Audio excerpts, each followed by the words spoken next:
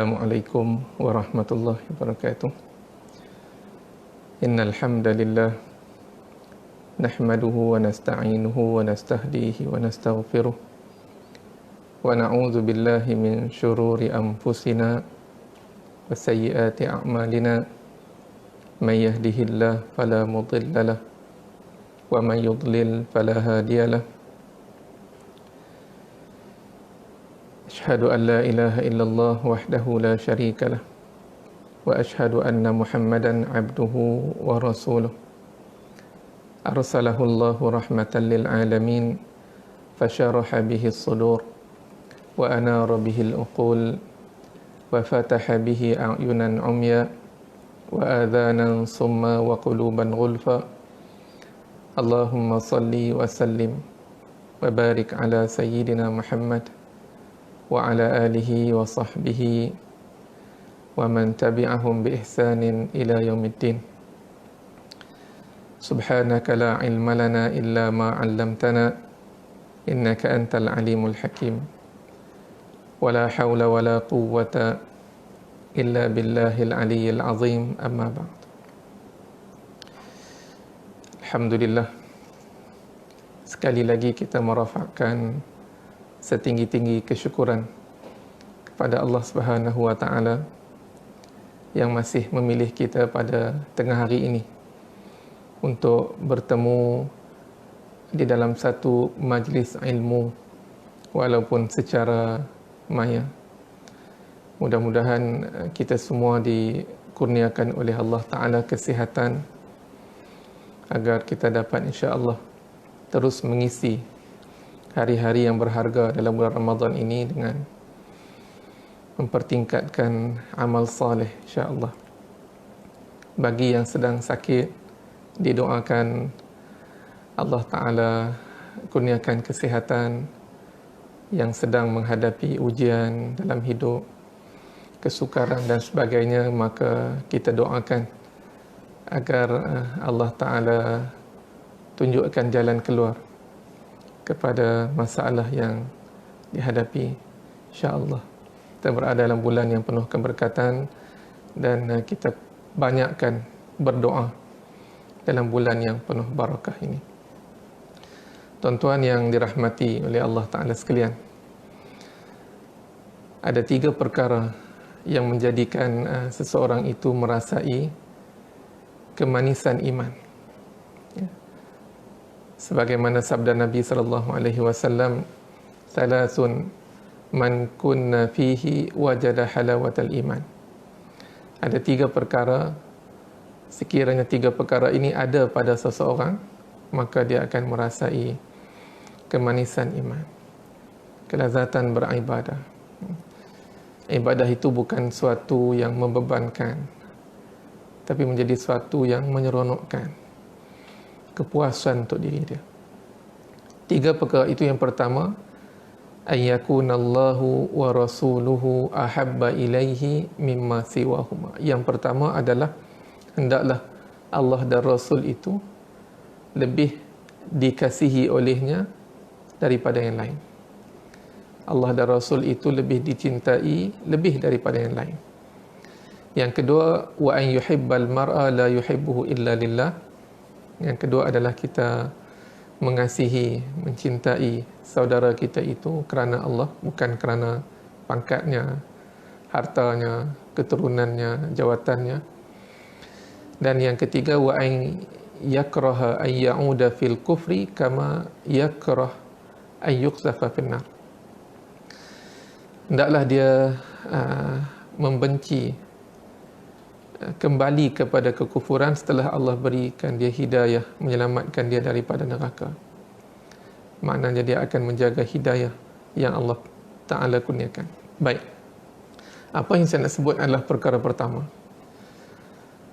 yang mendatangkan kemanisan iman, iaitu mencintai Allah dan Rasul lebih dari segala-galanya.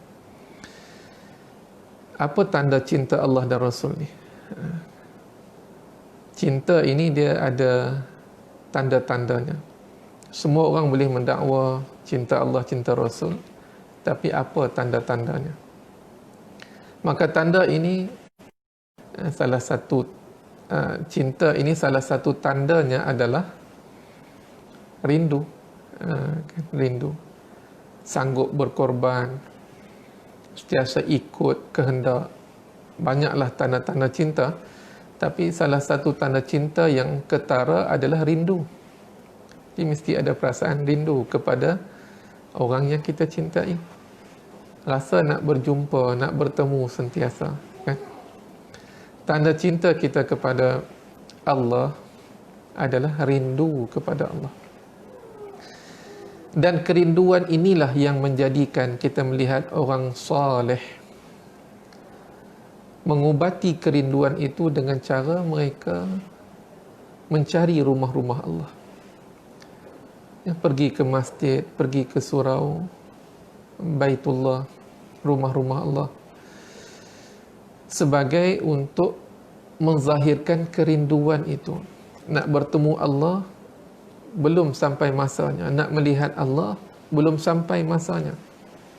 Nanti kelak bila masuk syurga, barulah Allah anugerahkan nikmat agung dalam syurga, iaitu ru'yatullah, melihat Allah. Jadi mereka pergi ke masjid sebagai salah satu obat kerinduan itu. Ini bukan kita bincang dari sudut fiqh, kita bincang dari sudut kecintaan hamba tadi kepada Allah. Dan yang kedua, mereka mengubat kerinduan itu dengan banyak membaca Al-Quran. Yang inilah yang kita nak bincang pada tengah hari ini, ya. Orang yang rindu kepada Allah, mereka akan banyak membaca Al-Quran, kerana Al-Quran itu mengobati kerinduan mereka kepada Allah. Sehingga kita mendengar ada yang menggelarkan surat cinta Allah pada kita. Allah, Al-Quran kalamullah, tidak sama dengan yang lain. Sebarang surat apa semua tak sama. Jadi orang yang saleh membaca Quran kerana kerinduan kepada Allah tu, mengobati kerinduan kepada Allah. Kita tak bicarakan lagi dari sudut ganjaran, pahala, fadilat dan sebagainya, tapi kita nak ceritakan di sudut kecintaan, ya, kerinduan pada Allah. Oleh kerana itulah kita barangkali pernah mendengar kata-kata orang saleh, kan? Idza aradta an yukallimakallahu fa'alaika biqira'atil Qur'an. Wa idza aradta an tukallimallaha fa'alaika bid-du'a. Wa idza aradta an tukallimallaha wa yukallimaka fa'alaika bis-shalah. Cantik. Kata orang soleh, sekiranya kamu hendak Allah berbicara dengan kamu, maka fa'alaika biqira'atil Qur'an, maka kamu kena baca Quran. Kan itu kalam Allah, seolah-olah Allah sedang berbicara secara langsung dengan kita. Dan sekiranya kamu nak berbicara dengan Allah, tadi Allah berbicara dengan kita, sekiranya kamu nak berbicara dengan Allah, fa'alaika bid-du'a, hendaklah kamu berdoa. Kerana berdoa itu bicara kita dengan Allah, munajat kita dengan Allah, kan? Terus kita minta pada Allah, ya Allah, ya Allah, ya Allah. Terus kita dengan Allah. Wa idza aradta an tukallimallaha wa yukallimaka fa'alaika bis-shalah. Dan sekiranya kamu nak gabung kedua-duanya, kamu nak berbicara dengan Allah dan kamu nak Allah berbicara dengan kamu, fa'alaika bis-shalah, maka hendaklah kamu mendirikan solat. Kenapa? Kerana dalam solat itu ada satu surah yang menjadi rukun kepada solat, rukun qauli, iaitu suratul Fatihah.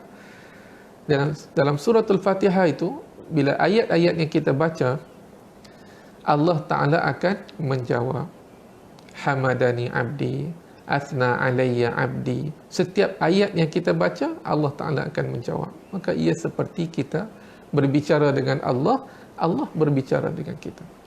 Sebab tu kita melihat orang soleh ini, mereka membaca Al-Quran itu seolah-olah tidak jemu. Tak jemu, ya. Lepas baca, kita tak nampak nak berhenti tu. Kerana kerinduan itulah. Barangkali saya tak pastilah yang melihat tazkirah ini generasi yang mana, tapi mungkin ada yang hidup generasi saya dan sebelum saya lah, yang orang-orang dahulu mereka barangkali bercinta dengan cara mengutus surat. Mengutus surat. Jadi surat yang sampai itu akan dibalaslah macam biasa, dan akan dibaca berkali-kali surat tersebut selagi belum menerima balasan surat yang baru. Jemu tak? Tak jemu. Walaupun dah baca surat tu dah, tapi baca lagi. Kenapa? Kerana kerinduan itu, kerinduan kepada orang yang dicintai, berkali-kali akan dibaca, ya. Dan semakin dibaca, semakin nampak makna yang lebih mendalam dalam surat tersebut, kan? Itu adat orang bercinta, tak jemu. Maka orang yang mencintai Allah, rindu kepada Allah, mereka akan terus membaca Al-Quran, terus membaca Al-Quran tanpa jemu, kerana itu ubat bagi mereka, kerinduan mereka kepada Allah. Baik. Jadi itu hebatnya Al-Quran. Hebatnya Al-Quran. Mungkin tak semua orang rasa perkara itu. Mungkin kalau tidak ada kerinduan, tidak ada kecintaan, dia tidak merasai membaca Al-Quran itu sesuatu yang sangat, apa kita panggil, menyeronokkan, sangat perlu untuk diri dia. Baik. Lebih-lebih lagi kita sekarang berada dalam bulan Ramadan, dan salah satu nama bulan Ramadan adalah Syahrul Quran. Tepatlah dengan apa yang kita nak bincangkan tentang Al-Quran. Kenapa Ramadan dinamakan sebagai Syahrul Quran? Untuk beberapa sebab. Yang pertama, dalam surah Al-Baqarah ayat 185, Allah Ta'ala menyatakan, a'udzubillahi minasyaitanirrajim, Syahrul Ramadan alladhi unzila fihi al-Quran hudan linnas wa bayyinatin minal huda wal furqan ila akhiril ayah. Bulan Ramadan diturunkan padanya Al-Quran. Bagaimana Al-Quran diturunkan bulan Ramadan? Dua peringkat. Yang pertama, diturunkan secara sekaligus daripada Lauh Mahfuz ke Baitul Izzah ataupun langit dunia. Yang ini diturunkan pada malam Lailatul Qadar. Allah Ta'ala menyatakan, a'udzubillahi minasyaitanirrajim, inna anzalnahu fi Lailatul Qadr. Itu peringkat penurunan yang pertama, Lauh Mahfuz ke Baitul Izzah, langit dunia. Dan peringkat penurunan kedua adalah daripada langit dunia kepada baginda sallallahu alaihi wasallam. Yang ni yang ulama berbeza pandangan, bilakah tarikhnya? Ada yang mengatakan 7 Ramadan, 17 Ramadan, itu yang masyhur, yang kita sekarang ni banyak negeri yang bercuti 17 Ramadan. Ada yang mengatakan 18 Ramadan, 21 Ramadan, ada riwayat menyebut 24 Ramadan. Tak apalah perbezaan itu.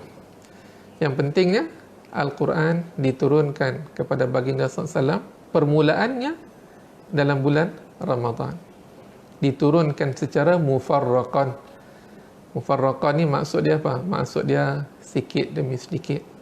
Ada sempennanya, ada asbab nuzulnya. Baik. Oleh kerana itu, Ramadan disebut Syahrul Quran, diturunkan padanya Al-Quran. Tujuannya apa? Hudan linnas, menjadi petunjuk kepada manusia. Yang ni yang kita kena pegang ni. Jauh daripada Al-Quran, jauh daripada petunjuk. Dan kita mungkin bukanlah ahli untuk terus nak memahami Al-Quran. Maka kita perlukan kepada para alim ulama, mufassir yang mu'tabar, melihat tafsiran mereka untuk kita faham Al-Quran. Jauh daripada Al-Quran, jauh dari petunjuk. Sehingga kan hebatnya Al-Quran ini, orang yang membaca Al-Quran tidak memahami, mereka ini pun termasuk dalam golongan yang mendapat petunjuk Al-Quran. Apatah lagi orang yang membaca Al-Quran, mengerti dan memahami, mengambil kandungan itu, petunjuk tersebut, maka ini orang yang beruntung dalam kehidupan dia, terpandu arah kehidupannya. Orang yang baca Quran, Allah pelihara. Banyak baca Quran, kan lidah banyak membaca Quran, Allah pelihara daripada bercakap benda yang tak elok. Tuan-tuan cuba tengok kan, ada sahabat kita yang Masya Allah hufaz, mereka yang hafal Quran, mutqin, sangat Al-Quran ni lekat sungguh-sungguh lah dalam kepala mereka ni, boleh baca belakang depan semua boleh sambung. Kita tengok cara percakapan mereka, mereka tak cakap banyak benda-benda hak yang lara, sia-sia, patah lagi. Mereka menjaga dalam percakapan. Mana Allah pelihara mulut itu membaca tu. Apatah lagi yang usahanya lebih daripada itu, memahami, tadabbur, akhirnya mengambil petunjuk. Orang ini lebih utama mendapat petunjuk Al-Quran. Yang kedua, wa bayyinatin minal huda wal furqan. Wa bayyinatin minal huda, dan ada keterangan-keterangan petunjuk itu. Al-Quran ni, walaupun yang dibicarakan itu hanyalah sejarah-sejarah lama, kan, tentang Abraha, tentang Fir'aun, tetapi semuanya ada mesej yang Allah nak sampaikan pada kita. Kalau kita gagal untuk merenung apa sebenarnya Allah nak bagi tahu kita, kita seolah-olah tidak mampu atau gagal tadabbur ayat tersebut. Kan? Bukan Quran tak sama dengan buku novel, buku cerita yang sekadar baca habis letak tepi.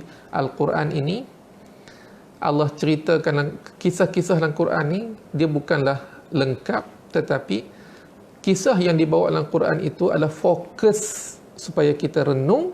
Di situ ada ibrah dan pengajaran yang boleh kita ambil. Dan Al-Quran juga furqan. Apa makna furqan?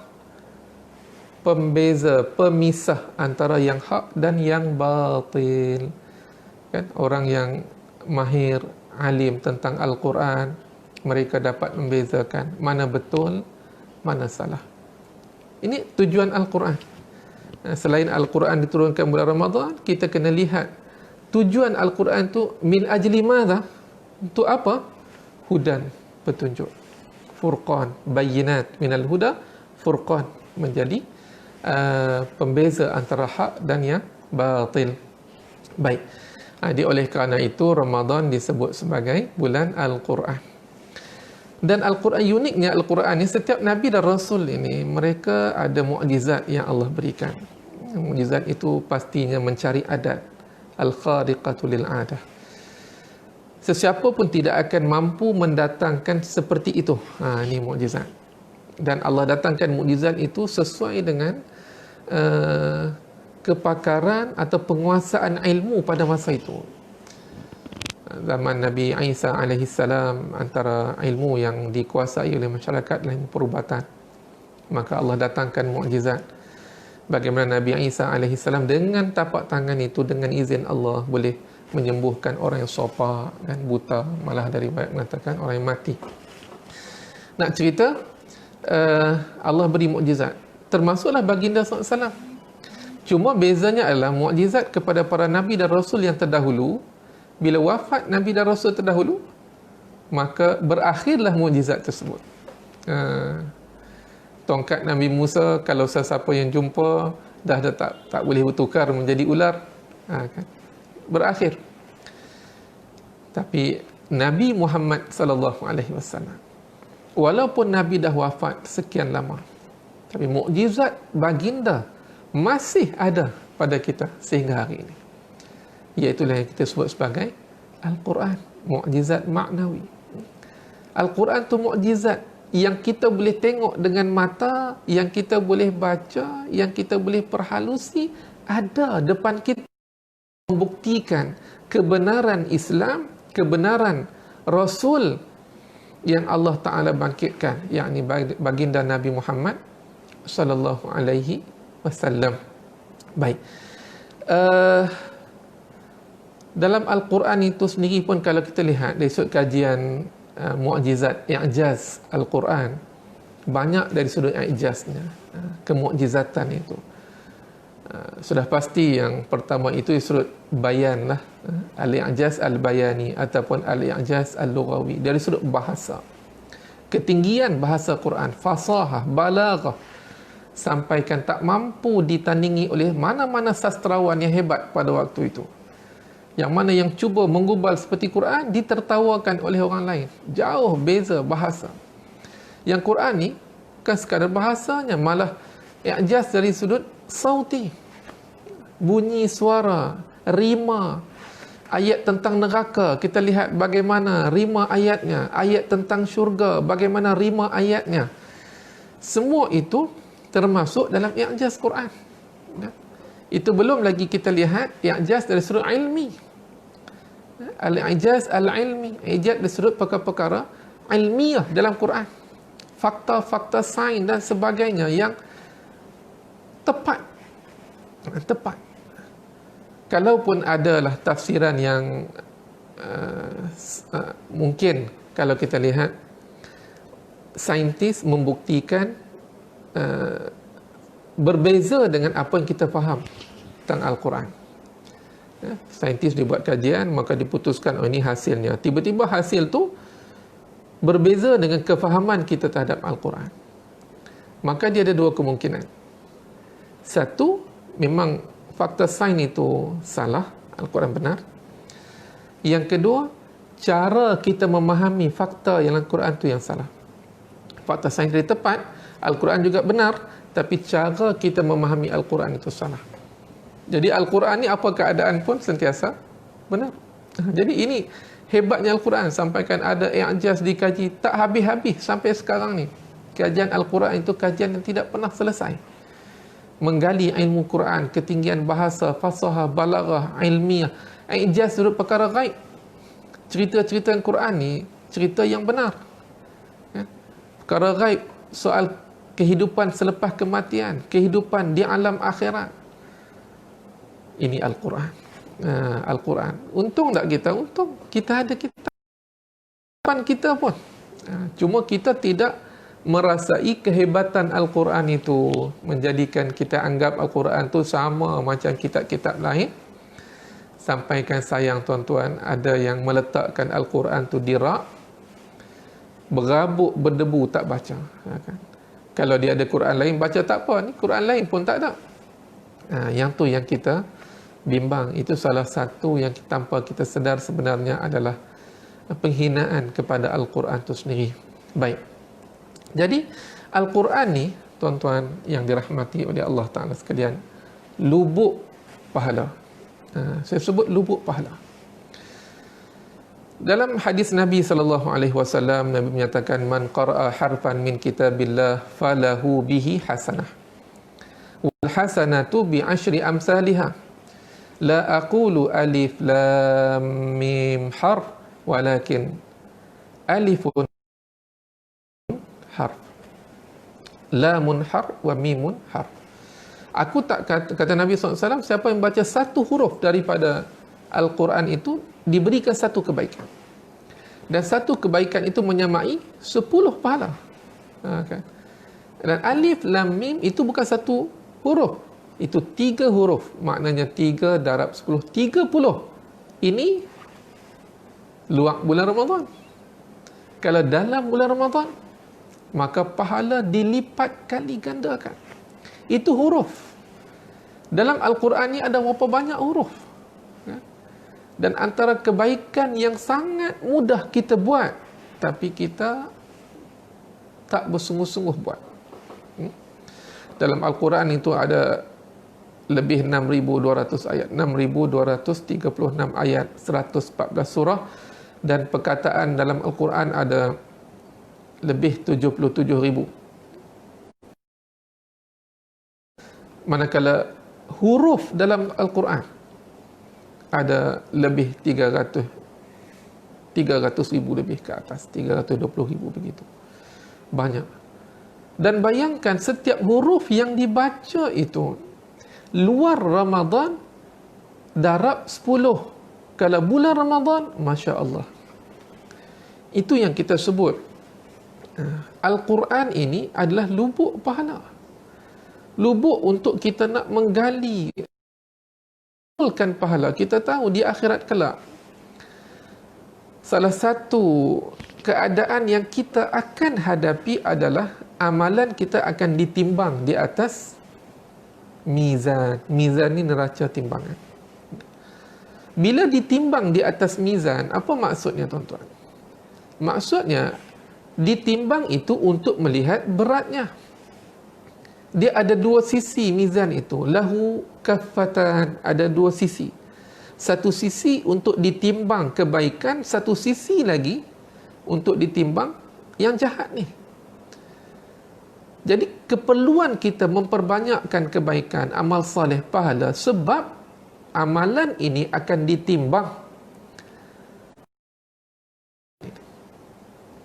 Dan kita mengharapkan nanti timbangan kebaikan kita lebih berat daripada timbangan perkara yang tidak baik yang kita buat, amal yang tidak baik. Justru Al-Quran ini ruang yang terbaik untuk kita rebut, untuk kita melipat kali gandakan membaca Al-Quran ini. Dan ia akan memberikan kita kebaikan yang sangat banyak pada hari akhirat. Itu salah satunya, ya, lubuk pahala Al-Quran. Yang kedua, Al-Quran boleh bagi syafaat. Kan? Kita selalu membaca hadis Nabi SAW. Nabi menyatakan, Iqra'ul Quran, fa innahu ya'ti yawmal qiyamati syafi'an li ashabih. Bacalah Al-Quran. Kerana Al-Quran itu akan datang pada hari akhirat kelak sebagai syafaat, memberi syafaat. Apa maksud syafaat? Syafi'. Syafi' ni dia datang sebagai teman yang dapat membantu kita. Syafaat berlaku sama ada orang yang dalam neraka diampunkan, masuk ke syurga, ataupun diringankan azab dalam neraka, ataupun yang dah masuk syurga dinaikkan tempat yang lebih tinggi dalam syurga. Al-Quran, syafi'an li ashabih, akan memberi syafaat kepada ashab, golongan yang sentiasa menjadi teman, berdamping dengan Al-Quran. Perkataan ashab, disebut bahasa lah kan, dia ada perkataan jamak, perkataan mufrad dia adalah sahib, perkataan mufradnya adalah sahib. Ashab jamak, mufradnya sahib. Baik, sahib ni apa makna? Kita terjemah teman lah, teman, sahabat kan, tetapi dia ada lebih makna yang lebih mendalam. Sahib ni adalah teman yang sifatnya bukan sekadar bersama, tapi sifatnya mengikut. Sebab itulah kita sebut Sayyidina Abu Bakar As-Siddiq radhiyallahu ta'ala anhu sahibu Rasulullah. Sayyidina Abu Bakar sahabat Rasulullah. Sayyidina Umar sahabat Rasulullah. Sayyidina Abu Hurairah sahabat Rasulullah radhiyallahu ta'ala anhum ajma'in. Kita tak sebut sebaliknya, Nabi SAW sahabat Sayyidina Abu Bakar kan? Kita tak sebut sebaliknya. Kenapa? Kerana sifat sahabat ni bukan sekadar sentiasa bersama, berdamping, tetapi mereka juga mengikut. Yang sahabat-sahabat ini bersama dengan Rasulullah dan mereka mengikut Rasulullah itu. Taat kepada Rasulullah. Maka golongan ashabul Quran, golongan yang berdamping dengan Quran, golongan ini bukan sekadar selalu baca Quran, tapi golongan ini juga golongan yang mengikut panduan Quran. Jadi golongan yang sebegini akan mendapat syafaat Al-Quran. Kan? Dalam bulan Ramadan kita juga berpuasa. Kan di sana ada hadis yang menyatakan puasa dan Al-Quran, kedua-duanya itu akan dapat bagi syafaat kepada orang yang membaca Quran dan orang yang berpuasa. Ini juga kelebihan Al-Quran. Dan kita kena ingat Al-Quran ini sama ada hujjatun laka au hujjatun alaik. Sama ada Al-Quran itu menjadi hujah sebab kita masuk syurga dapat keampunan, atau juga boleh jadi dengan sebab Quran tu seseorang akan dihumban masuk neraka. Orang yang tak beriman dengan Quran, orang yang merendah-rendahkan Al-Quran, orang yang tak tahu tak Al-Quran tapi tak mau nak ikut. Contohnya kan. Jadi kena hati-hati. So Yang kedua adalah Quran dapat memberi syafaat. Dan kalau kita lihat, pernah berlaku dalam peperangan Uhud, ada sahabat-sahabat yang gugur syahid. Gugur syahid. Dan Nabi SAW meletakkan 2 jenazah dalam satu kain untuk dimasukkan dalam lahat. Dan ketika mana sebelum Nabi nak menyusun mana siapa depan siapa belakang, kan dia nak letak dalam kain, nak letak sekali satu kain 2 jenazah, nak masuk dalam liang lahat. Nabi tanya, ayyuhum aktsaru akhzan lil Quran. Ni antara mereka ni mana yang lebih apa kita panggil menghafal Al-Quran, alim tentang Al-Quran, banyak baca Quran. Siapa? Kan? Orang itu akan dikedepankan, diletakkan bahagian lahat di paling depan, yang lain duduk belakang. Satu kemuliaan kepada Ahlul Quran. Ya? Memang kita mencemburui yang menghafal, golongan yang Allah anugerahkan menghafal Quran dan mereka beramal dengan Al-Quran. Dan kita berdoa supaya kalau tidak kita pun ada anak-anak kita yang menghafal dan beramal dengan Al-Quran.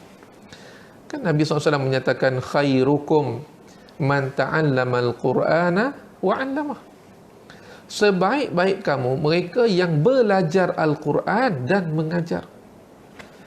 Sebab tu guru Quran ni hebat, tuan-tuan. Guru Quran ni hebat. Mereka belajar Quran dan mengajar Al-Quran. Semua ini menunjukkan kemuliaan Ahlul Quran.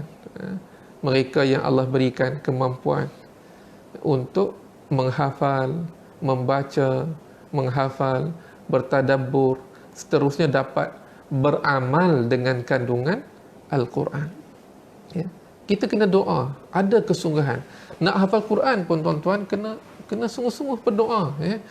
Kita nak hafal surah ni, hafal tak ingat, cuba sungguh-sungguh kita minta, ya Allah, izinkan aku nak menghafal Al-Quran ni, surah ini, ya Allah, bukakanlah fikiran aku, dada aku, dan tuan-tuan cuba hafal.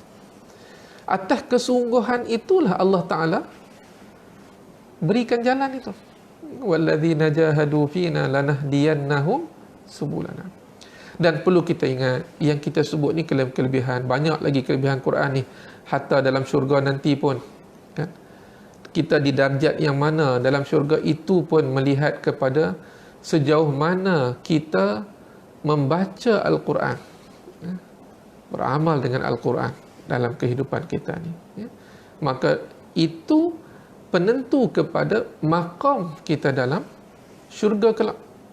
Kan? Banyak lagi kelebihan Al-Quran yang tak dapat saya nak nyatakan ruang yang sangat terhad ini, tapi kita boleh baca dalil-dalil yang berkaitan sebagai motivasi kita bersungguh baca Quran. Jangan sampai kita termasuk dalam firman Allah Ta'ala dalam suratul Furqan ayat yang ke-30. A'udzubillahi minasyaitonirrajim. Wa qala ar-rasulu ya rabbi inna qaumi ittakhadhu hadzal qur'ana mahjura. Rasulullah SAW, sesungguhnya kaumku telah menjadikan Al-Quran ini sesuatu yang ditinggalkan. Apa maksudnya? Dalam tafsirul Quran al-Azim, tafsir Ibn Kathir rahimahullah, menyatakan banyak bentuk Al-Quran ditinggalkan. Satunya yang paling besar, tak beriman lah. Itu macam golongan musyrikin, tak beriman langsung. Yang kedua, tak mau dengar Quran. Tak mau dengar Quran. Antara Quran dengan yang lain, dipilih yang lain. Tak mau dengar Quran. Mungkin hati dia tak suka. Yang ketiga adalah meninggalkan membaca Quran, termasuk mahjurah. Tak baca Quran. Dalam keadaan kita mampu baca, kita boleh baca, tapi sengaja kita pilih untuk tidak baca. Kita boleh baca bahan bacaan yang lain berkali-kali, berulang-ulang. Surat khabar barangkali diulang baca, Facebook diulang baca, WhatsApp diulang baca berkali-kali. Al-Quran kita malas nak baca. Atau juga maksud mahjura, Al-Quran itu dikesampingkan, diketepikan, dari sudut tadabbur. Dia baca tapi tak mau nak usaha mengerti, memahami, menghayati. Dan akhirnya termasuk juga mahjura adalah tidak beramal dengan Al-Quran. Ya. Tak mau beramal dengan Al-Quran, baca sekadar baca, tapi bila ada panduan Al-Quran, dia letak tepi, dia tak mau beramal dengan Al-Quran. Jadi kita mudah-mudahan tak termasuklah dalam golongan mahjura ini, yang menjadikan Al-Quran itu sesuatu yang ditinggalkan, dikesampingkan. Jadi tuan-tuan yang dirahmati oleh Allah Ta'ala sekalian, saya mengajak diri saya dan tuan-tuan semua, kita jadikan Ramadan ruang untuk kita kembali hampir dan dekat dengan Al-Quran, seperti mana dekatnya kita dengan telefon bimbit itu. Malah lebih daripada itu, ada kesempatan, ada ruang kita baca Al-Quran. Dan membaca Quran ni dia ada dua bentuk. Pertama, qiraah, dia panggil ta'abudiyah. Yang kedua, qiraah tadabburiyah. Qiraah ta'abud dengan qiraah tadabbur. Qiraah ta'abud ni membaca Quran sebagai satu ibadah. Yang ni kita baca nak khatam sebagainya, berulang-ulang kita baca sebanyak mungkin sehari, satu juz, lebih satu juz. Itu qiraah ta'abud, mengejar pahala ibadat. Yang kedua adalah qiraah tadabbur, membaca untuk tadabbur. Yang ni mungkin sehari satu ayat, 2-3 hari satu ayat. Tapi kita renung ayat tu, kita lihat terjemahannya, kita lihat tafsirnya, tak tahu tafsir. Tujuannya untuk kita nak mengerti, memahami kandungannya, hukum hakamnya, supaya kita nak beramal dalam kehidupan. Jadi kita jagalah Al-Quran, ambil kesempatan. Ya. Malah dalam nanti pun antara amalan yang akan dapat menyelamatkan kita juga Al-Quran. Ya. Jadikan Al-Quran sebagai pendamping dan sahabat kita dalam kehidupan. Kitalah sahabat kepada Al-Quran itu. Kita damping Al-Quran, kita ikutkan dengan Al-Quran, belajar Al-Quran itu insya-Allah, dan kita berdoa supaya kita dijadi dalam kalangan Ahlul Quran. Anak-anak kita pun sama, isteri kita pun sama, zuriat kita pun sama insya-Allah termasuk golongan itu. Jadi saya fikir cukup sekadar itu, sedikit tazkirah pada tengah hari ini. Mudah-mudahan ada manfaatnya untuk diri saya dan tuan-tuan semua. Salah dan silap boleh ditegur insya-Allah. Sekadar itu, aqulu ma sami'tum wa astaghfirullah ta'ala li wa lakum wa billahil hidayah wat taufiq. Wassalamualaikum warahmatullahi wabarakatuh.